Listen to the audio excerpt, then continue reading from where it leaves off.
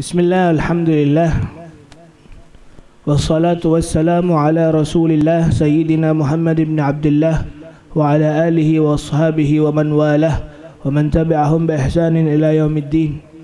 Nawayna at-ta'alluma wa at-ta'lim wal naf'a wal intifa' wal mudhakarata wat tadhakkura wat tadhkir wal ifada wal istifadah wal hasa ala at-tamassuk bi kitabillahi ta'ala wa sunnati rasulillah والدعاء إلى الهدى والدلالة على الخير ابتغاء وجه الله الكريم وثوابه وقربه تعالى. اللهم علمنا ما ينفعنا وانفعنا بما علمتنا وزدنا علما. اللهم أرنا الحق حقا وارزقنا اتباعه وأرنا الباطل باطلا وارزقنا اجتنابه واجعلنا ممن يستمعون القول فيتبعون أحسنه وأدخلنا برحمتك يا أرحم الراحمين. ثم أما بعد. حضرة المكرمون المحترمون النجباء الأجلاء, segenap para habaib dzurriyyah baginda Muhammad sallallahu alaihi wa alihi wasallam, yang mana kita harapkan duduknya kita bersama mereka membawakan syafaat dari Nabi Muhammad sallallahu alaihi wa alihi wasallam selaku datuknya, khususnya kepada Habibana al-Kiram Habib Khalid Al-Kaf, dan juga ada Habib Segaf As-Segaf, Habib Bagir, Habib Ali Al-Hamid, dan juga kami ucapkan ta'zim kami dan serta rasa terima kasih kami kepada ibu kami Syarifah Nafisah Al-Idrus, yang mana alhamdulillah beliau salah satu orang yang sangat perhatian terhadap majelis kita, sehingga beliau korbankan waktunya, tenaganya dan hartanya untuk kita semuanya. Kita doakan beliau khususnya, semoga Allah panjangkan umur beliau, Allah sehatkan badan beliau, dan Allah subhanahu wa ta'ala jadikan beliau kehidupannya penuh dengan keberkahan. Amin amin ya rabbal alamin. Yang kami muliakan, yang kami cintai, para ulama, para ustadz, para tokoh masyarakat yang hadir di tempat ini, yang mohon maaf kami tidak sebutkan satu persatu namanya tanpa mengurangi rasa hormat kami, rasa ta'zim kami kepada Buhan Pian Seberataan, dan juga kepada para hadirin wal hadirat kajian rutinan Riyadhus Shalihin, dan kepada para musyahidin, para penonton live streaming di Facebook kami.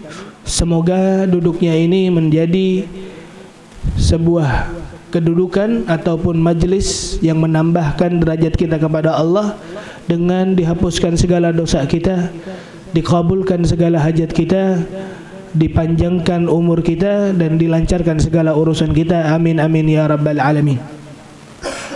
Sebelum kita mulai pengajian pembacaan kitab, mari kita bersama-sama meniatkan hajat kita di batin, di hati kita masing-masing, setelah saya pribadi membacakan tartib Fatihah kepada Rasulullah sallallahu alaihi wasallam, dan ketika saya ucapkan silahkan niatkan hajat dalam hati, kita niatkan dalam hajat dalam hati.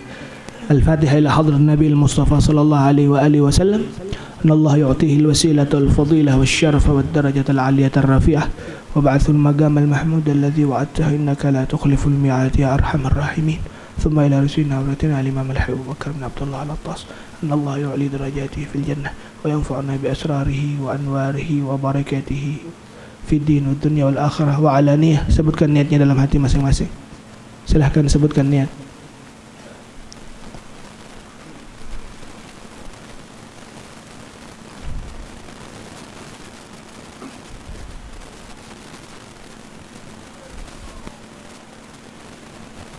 سر الفاتحة. أعوذ بالله من الشيطان الرجيم. الحمد لله رب العالمين مالك يوم الدين إياك نعبد وإياك نستعين اهدنا الصراط المستقيم صراط الذين أنعمت عليهم غير المغضوب عليهم ولا الضالين. بسم الله الرحمن الرحيم. السلام عليكم ورحمة الله تعالى وبركاته. بسم الله الرحمن الرحيم. باب ما جاء في عبادة رسول الله صلى الله عليه وآله وسلم. Bab yang menerangkan tentang ibadahnya Rasulullah.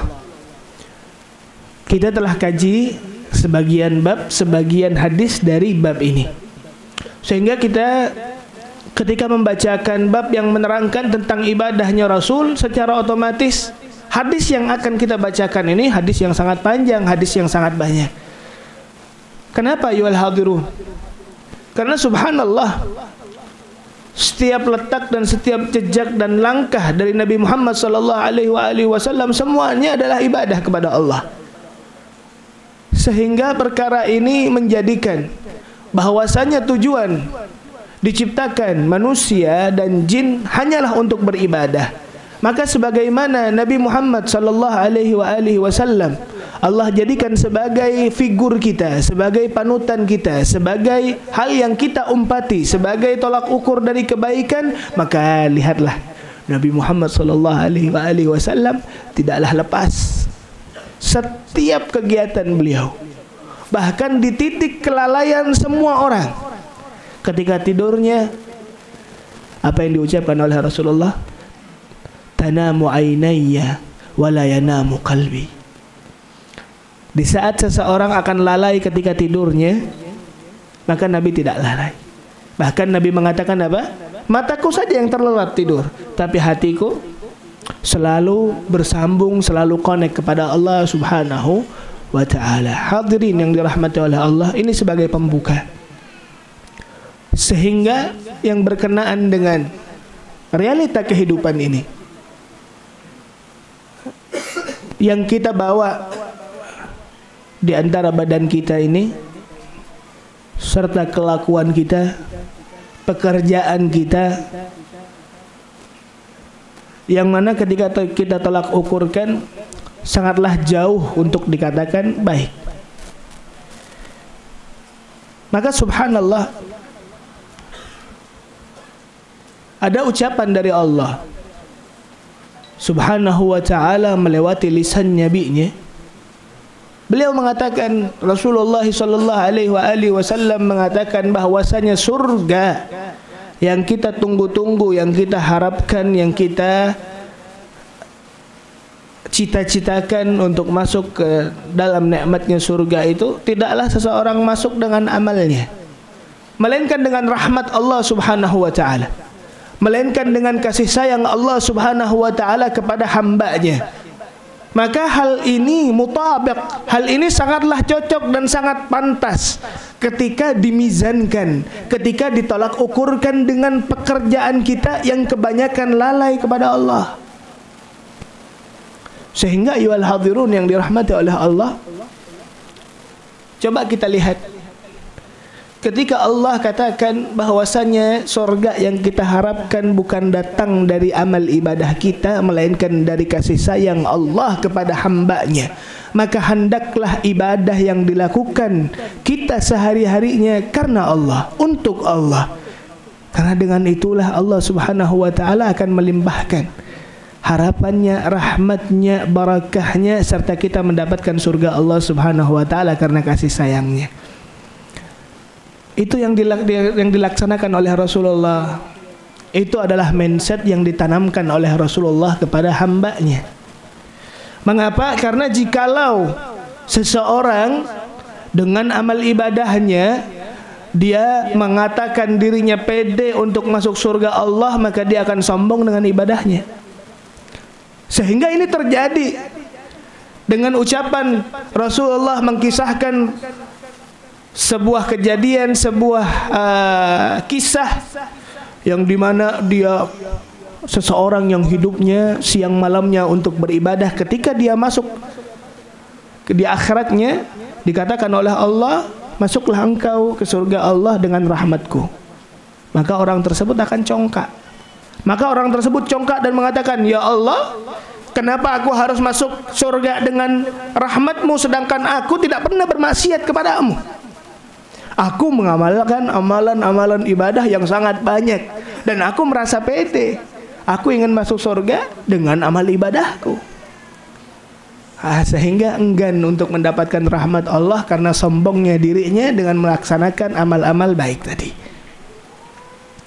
Maka Allah Subhanahu wa ta'ala timbangkan.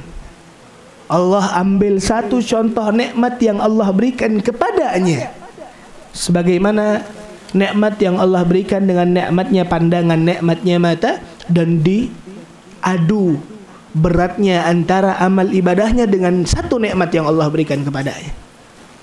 Dan subhanallah, lebih besar nikmat yang Allah berikan, padahal hanya satu saja, sehingga orang tersebut Allah perintahkan untuk Allah masukkan ke dalam neraka Allah. Sehingga orang tersebut pada akhirnya, ya Allah, sudah biarkan aku masuk surga dengan rahmat-Mu.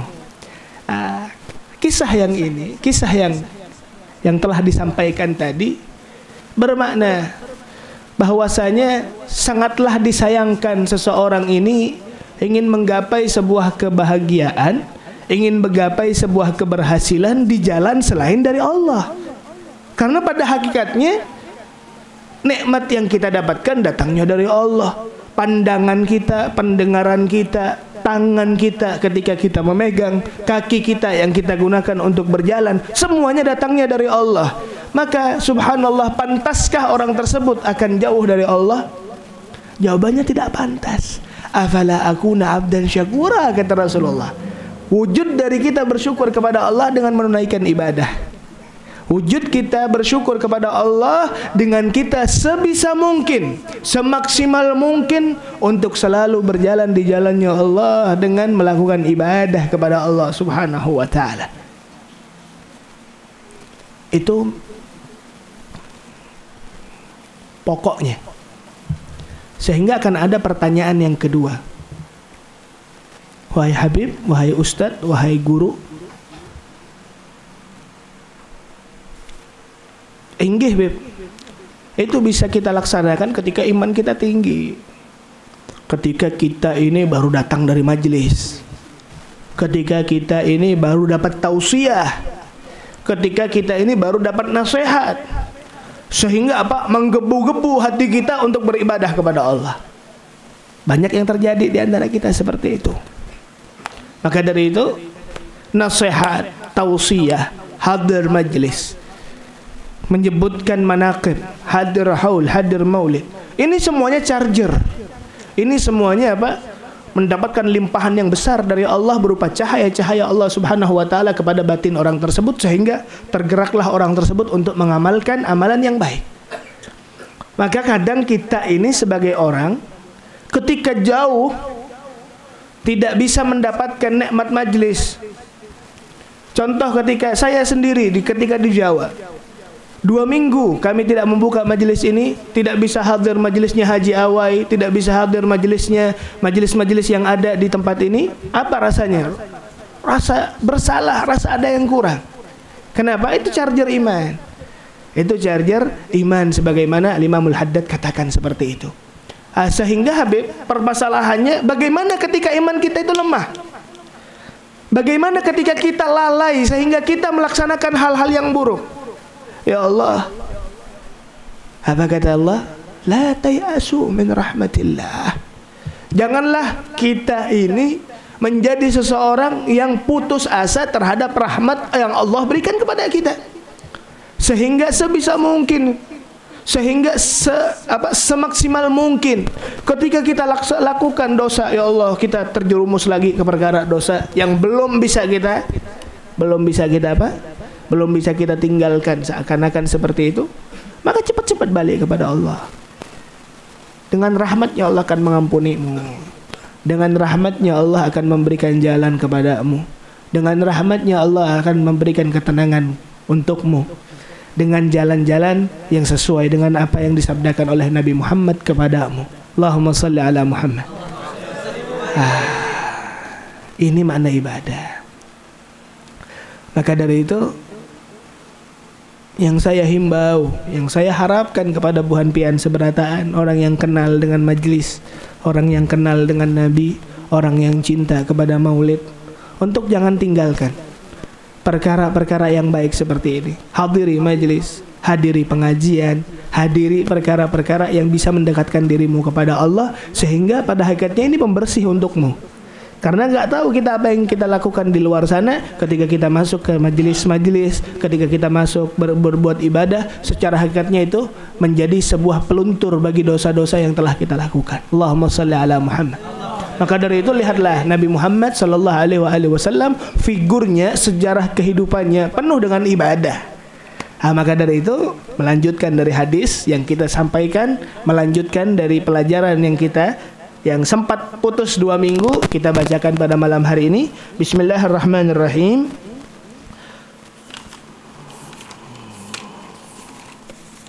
Tayyib. Ya Allah.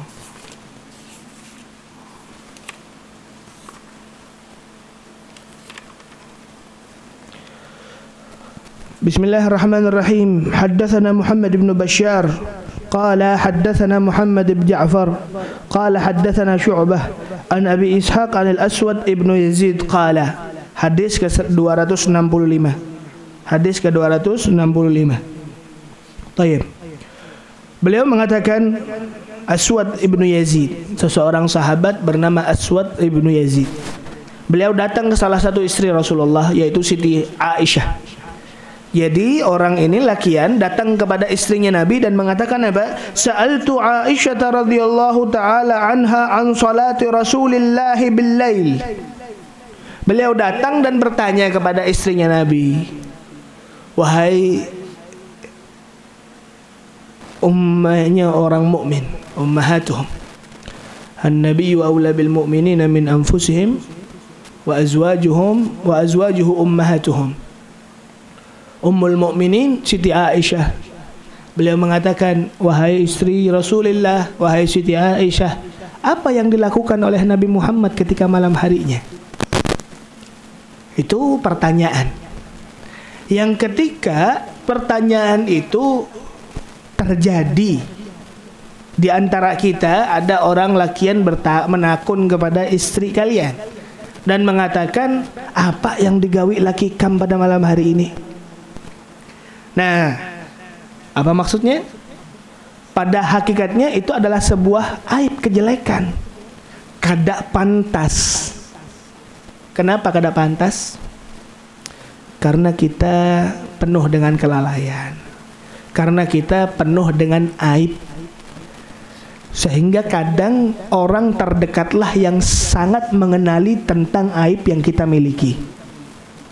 Maka dari itu ucapan tentang apa yang dilakukan ketika malam hari kepada orang yang paling dekat di antara kita, kadang itu menjadi sebuah pertanyaan yang tidak bagus, tidak baik. Karena apa? Karena kita memiliki aib, karena kita memiliki kekurangan.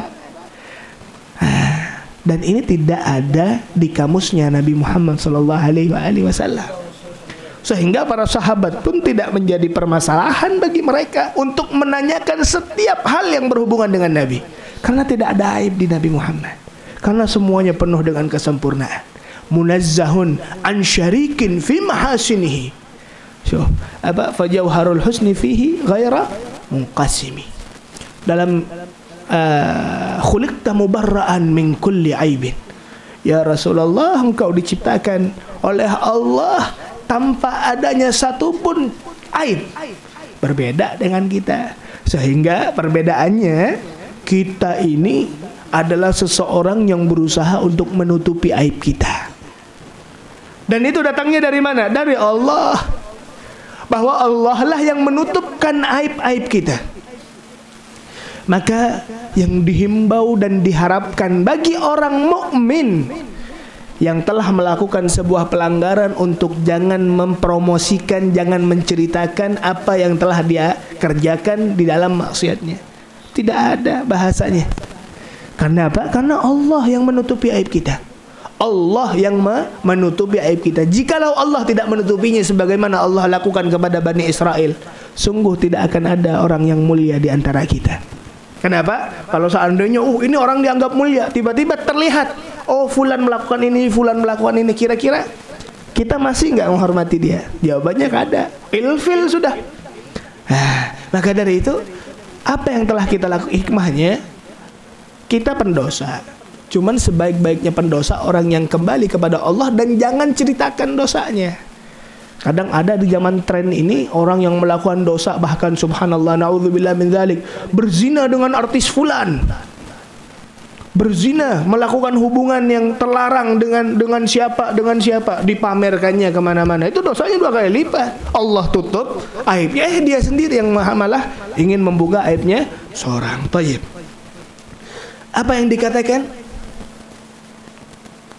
oleh yang dijawab oleh Siti Aisyah pada saat itu? Engkau hendak tahu apa yang dilakukan oleh Rasulullah pada malam harinya? Beliau mengatakan, kana yanamu awwalal lail. Yang pertama kali ketika beliau setelah selesai menunaikan salat isya'nya di awal waktu, jam berapa berarti? Anggaplah jam 7, jam setengah 8. Jikalau beliau tidak duduk bersama istrinya untuk bercerita, beliau akan tidur. Kana yanamu awwalal lail. Tidur di pertama malam hari ataupun selepas isya langsung guring. Nah, ini pengen tahu kegiatan Rasulullah di saat malamnya. Tayyib. Tsumma yaqum. Nah, di saat beliau pertengahan malam, beliau akan bangun. Jadi Rasulullah ini tidur di awal, dan beliau pada tengah malamnya beliau akan bangun dan beliau melakukan ibadah. Setelah itu beliau akan tidur lagi. Sebelum subuh beliau akan tidur. Cuman tidurnya apa yang saya ceritakan dulu seperti ini. Jadi beliau tidurnya miring terus tangannya diletakkan seperti ini. Biar apa? Biar tidurnya kada nyenyak. Biar tidurnya tidak nyenyak. Tayyib. Thumma yaqumu fa idza kana minas sahari autar. Yang dilakukan oleh beliau tiap malamnya, beliau menunaikan salat witir. Sehingga kita katakan, Habib, apa itu salat witir? Salat witir itu adalah salat yang dilaksanakan seseorang setelah menunaikan salat isya, yang dimana bilangannya itu ganjil, itu witir. Sebagaimana kita lakukan ketika bulan puasa. Itu disyariatkan, itu disunnahkan setiap malam aslinya, bukan hanya ketika bulan Ramadan saja. Bahkan ulama mengatakan salat witir ini adalah salat yang wajib bagi Rasulullah, sunnah bagi umatnya. Sehingga Imam Syafi'i mengatakan apa? Salat witir hukumnya sunnah muakkadah, salat yang ganjil. Tayyib. Setelah beliau ini melaksanakan salat witir, thumma ata ila firashuhu ataupun ila firashihi. Selesai, beliau langsung tidur lagi. Fa idza kana lahu hajah alamma bi ahlihi. Nah, di sini dikatakan sebagaimana Siti Aisyah menceritakan ketika beliau, yaitu Rasulullah, punya hajat kepada kami. Syuf, adabnya para sahabat, adabnya seseorang kepada Nabi. Apa hajat terhadap istri? Yaitu nafkah batin, yaitu hajat biologis, kumpul.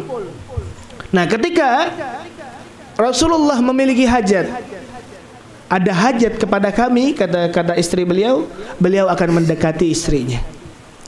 Cobalah lihat di sini perbedaan di antara kita dengan Rasul.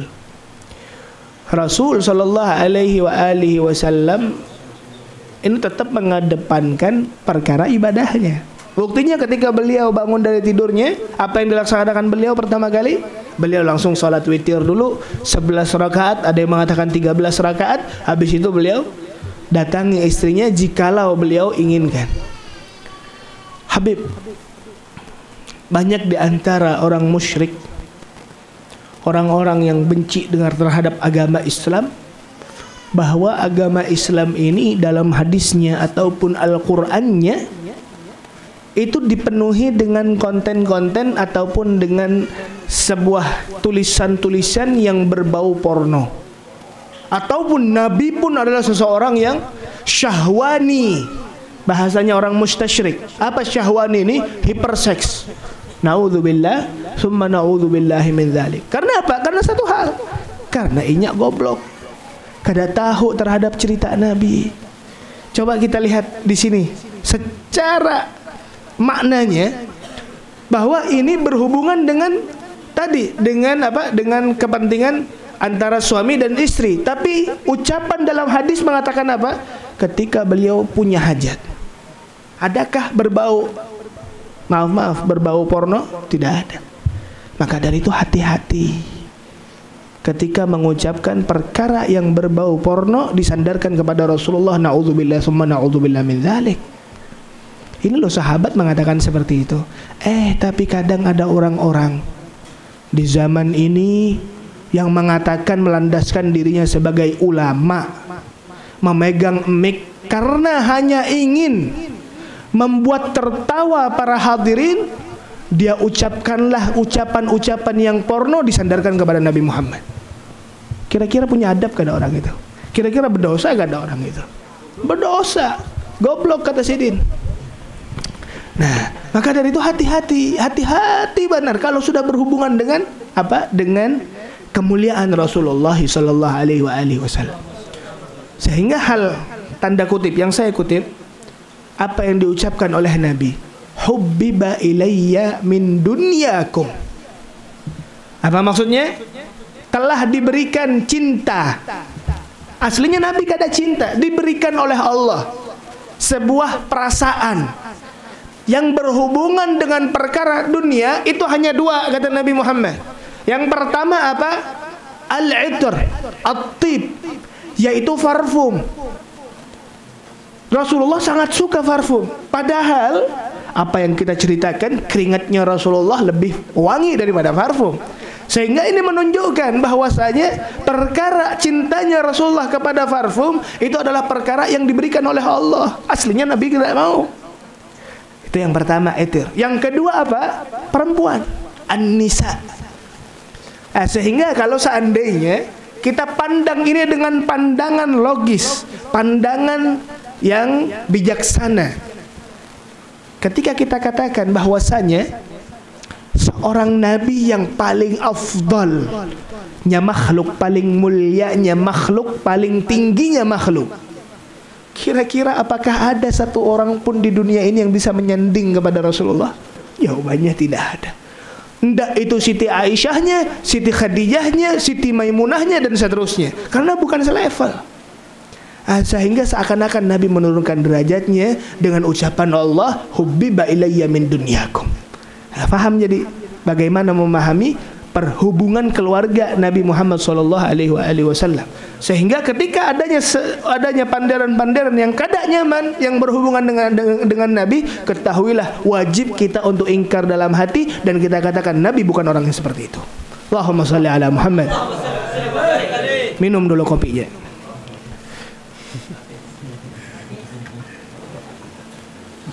Habiskah? Rotinya habis juga. Kurang banyak pian membari.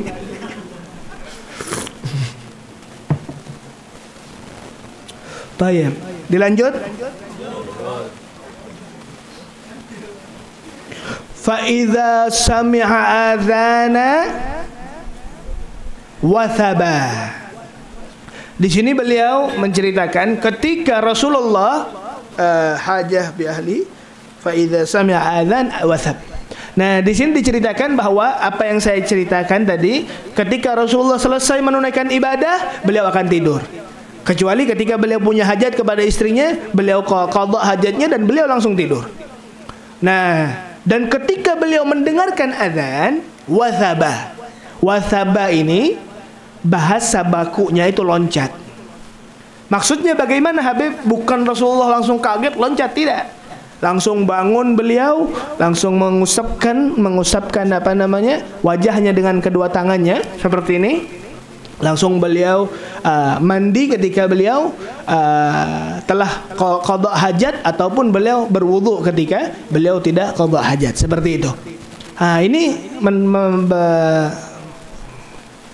ada sebuah hukum di sini. Bagaimana Habib ketika seseorang dalam malam harinya, beliau ini khusus yang sudah menikah, yang jomblo jangan dengar dulu. Tutup telinga.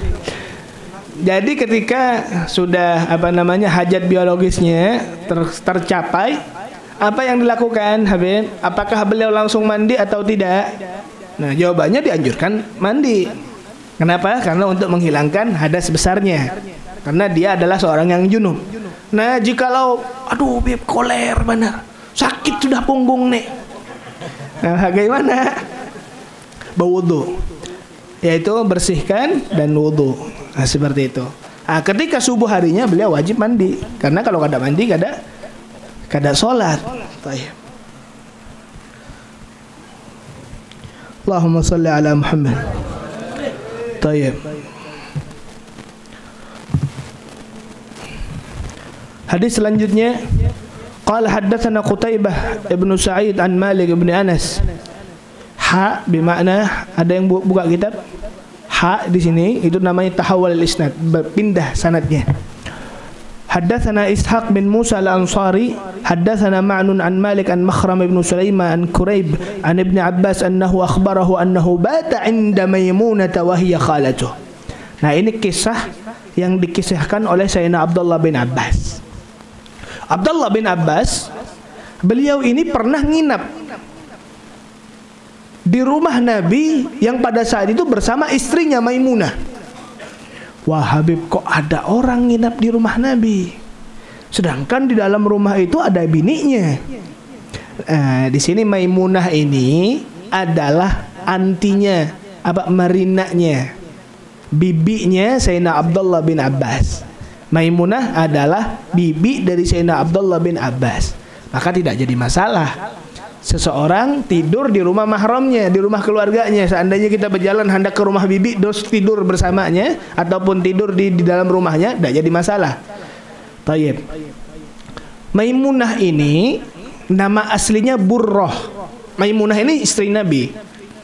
Beliau ini nama aslinya Burrah. Burrah ini artinya sebuah yang diberkati. Kisahnya luar biasa. Bagaimana ketika setelah Sulh Hudaybiyah,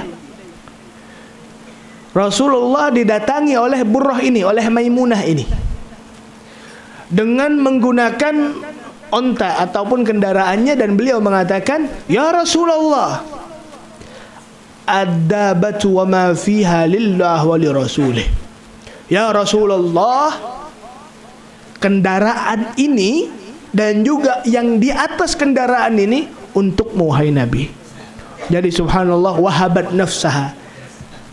Memberikan memberikan seluruhnya kepada Rasulullah sallallahu alaihi wasallam. Baik.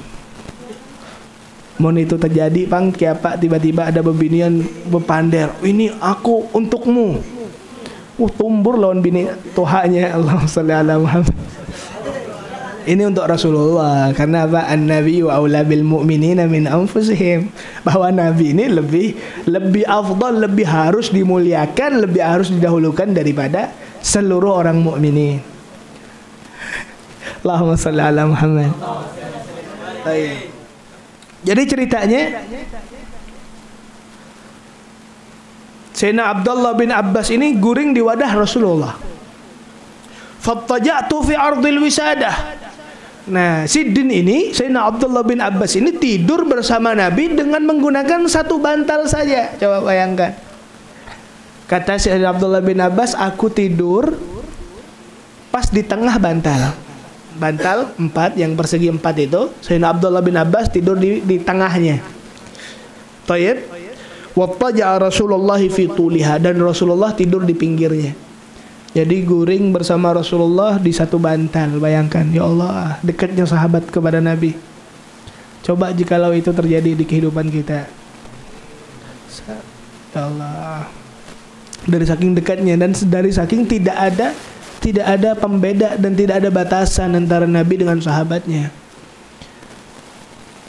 Nabi ini sifatnya, ketika antum tahu, Nabi kan seseorang yang kita tidak membahas masalah kenabiannya, kita membahas masalah politiknya, siasatnya.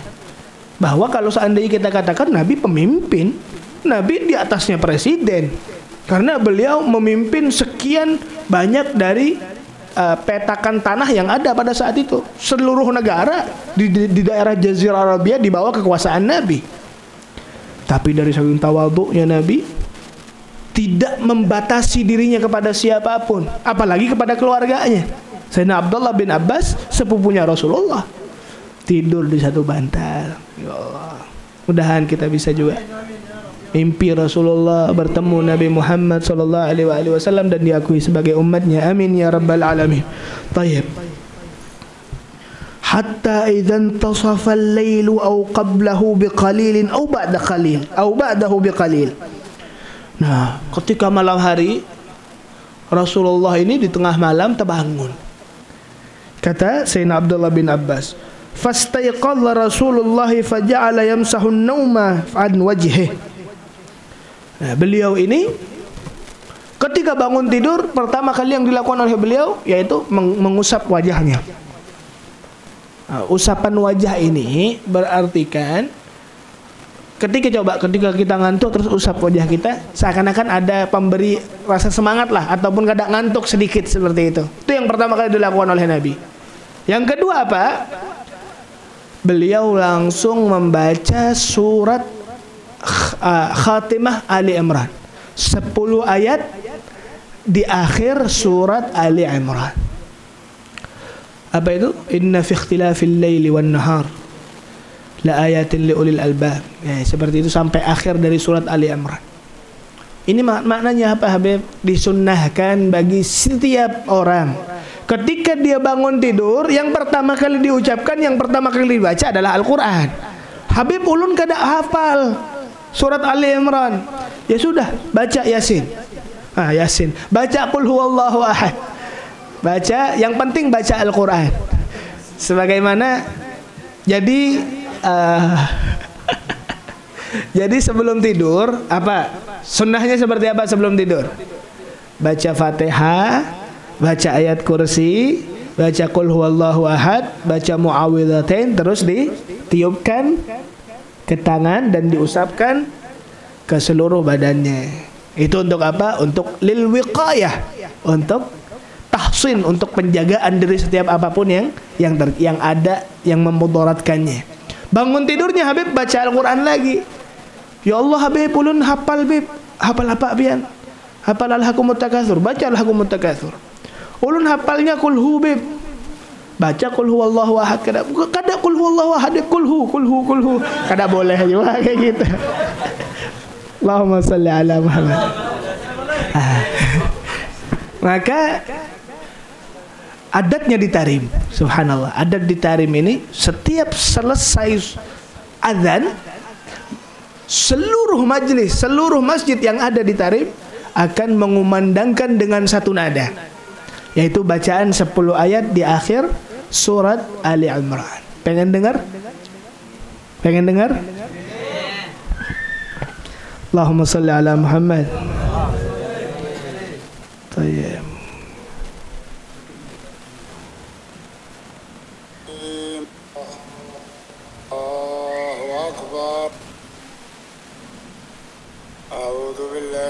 الشيطان الرجيم بسم الله الرحمن الرحيم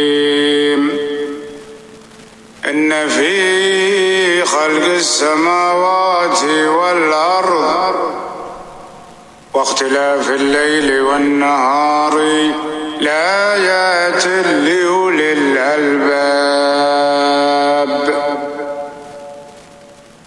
الذين يذكرون الله قياما وقعودا وعلى جنوبهم ويتفكرون في خلق السماوات والأرض ربنا ما خلقت هذا باطلا سبحانك فقنا عذاب النار ربنا إنك من تدخل النار فقد أخزيته وما للظالمين من أنصار ربنا إننا سمعنا مناديا ينادي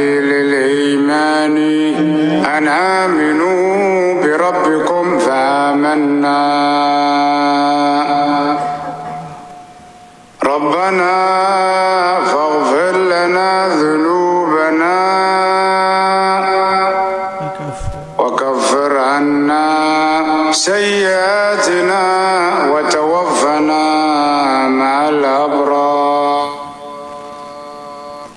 Itu salah satu qiraah khawatim dari Al-Baqarah, Ali Imran, yang dimana coba yang kita dengar barusan, bacaan tersebut keluar dari seseorang yang ketika kita mendengar aja, ini orang pasti ikhlas baca. Ini orang bukan orang sembarangan.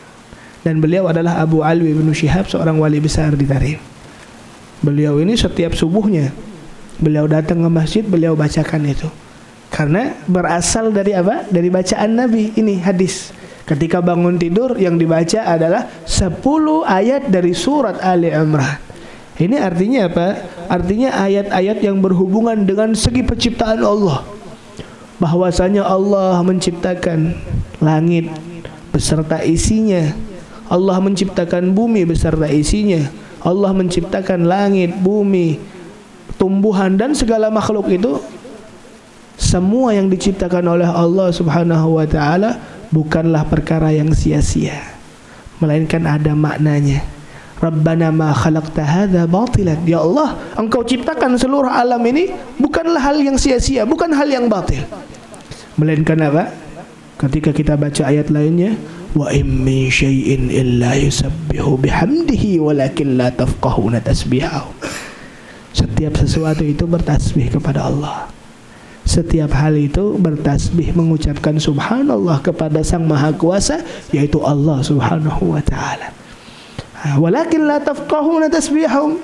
Cuman muskilahnya, masalahnya kita kadang mendengar tasbihnya. Maka dari itu apa kata Rasulullah? Kun ma'al khalqi kaman la khalqalah. Apa kata Rasulullah? Ketika ente melihat makhluk Allah, ente melihat ada pohon pisang, bukan salam dari Binjai. Ente lihat pohon pisang itu, niat ya Allah ini tafakkur. Semua ini bertasbih kepada Allah. Sehingga ketika kita melihat itu, yang kita lihat tujuannya kepada Allah nanti. Berzikir lagi kepada Allah, mengingatkan lagi kepada Allah. Dapat orang Indonesia salam dari Binjai.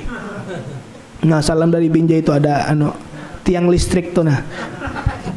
Allahumma shalli ala Muhammad. Tayyib.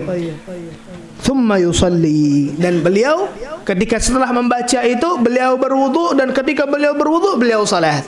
Setelah beliau salat, di dalam keadaan beliau salat, ini subhanallah ada sebuah kisah yang masih berhubung dengan ini.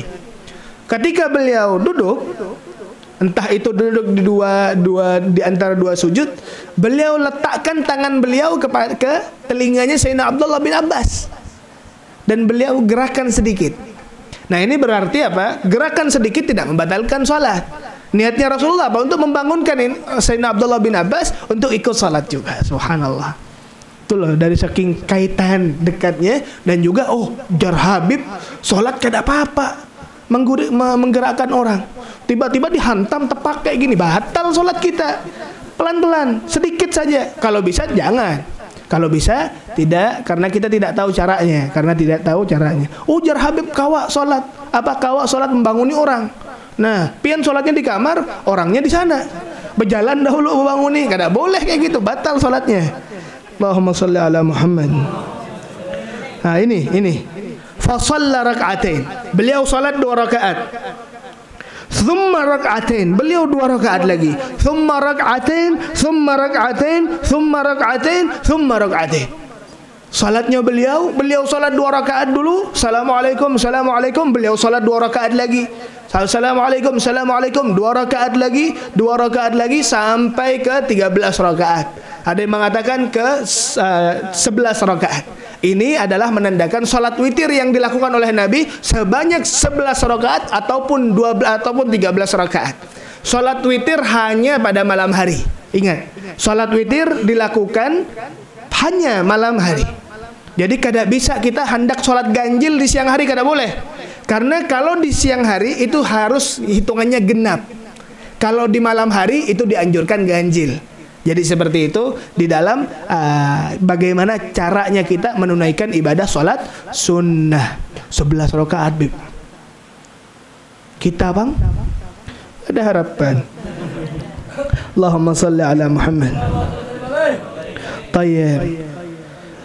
Summa ittaja'a, habis itu beliau tidur. Summa ja'ahul muadzin faqama rak'ataini khafifatain summa kharaja salat subuh.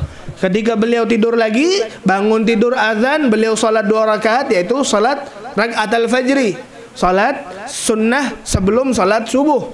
Itu kata Rasulullah, khairun minad dunya wa ma fiha. Habis itu beliau salat subuh. Seperti itulah tertibnya ataupun kegiatan Nabi di saat malam hari. Dan insyaallah kita lanjutkan kajian kali ini ataupun pengajian hadis ini ke minggu depan insyaallah. Sebelum kita akhiri, insyaallah ini ada undangan dari Ikatan Alumni Pondok Pesantren Ibnul Amin Pamangkih, peringatan Isra Mi'raj Nabi Allah Muhammad sallallahu alaihi wasallam, dan juga haul ayahanda al-maghfirah lah Kiai Haji Muhammad Arsyad bin Hashim, wakil pengasuh Ibnul Amin Pamangkih. Kapan ini? Belum dibuka ternyata. Selasa malam Rabu tanggal 1 Februari atau 1 Rajab, ba'dal Isya di Masjid Nurul Afif, Jalan Haji Imran, Pemancar TVRI. Jikalau yaitu Nurul Alif, Nurul Alif. Nggih, hadirlah buhan pianlah. Insyaallah. Dan juga Haji Muhsin juga ada undangan, hadirlah undangan umum dalam rangka peringatan Isra Mi'raj Nabi Muhammad sallallahu alaihi wasallam. Penceramah Habib Ja'far dan juga Habib Abdullah Al-Jun Al-Hirid, Ketapang Borneo. Hari tanggal 3 Februari bulan Rajab di Majlis Taklim Al-Barakah Sampit, Jalan Mohran Ali, Baamang Tengah. Dan juga di malam Kamis rutinan di majlisnya siapa? MRJ Riyadul Jannah yang diasuh oleh Haji Awai, orang baik, Masya Allah. Kita doa bersama-sama, semoga Allah Subhanahu wa taala mengampunkan dosa kita, mengkabulkan hajat kita, melancarkan segala urusan kita, dan semoga Allah Subhanahu wa taala menjadikan diri kita sebagaimana apa yang diharapkan oleh Nabi, selalu istiqamah di jalannya Nabi Muhammad sallallahu alaihi wasallam. Begitu ada goncangan, gundahan, semuanya itu tidak menghalangi kita untuk beribadah kepada Allah. Amin amin ya rabbal alamin. Subhanakallahumma wa bihamdika asyhadu an la ilaha illa anta astaghfiruka wa atubu ilallah. Allahumma salli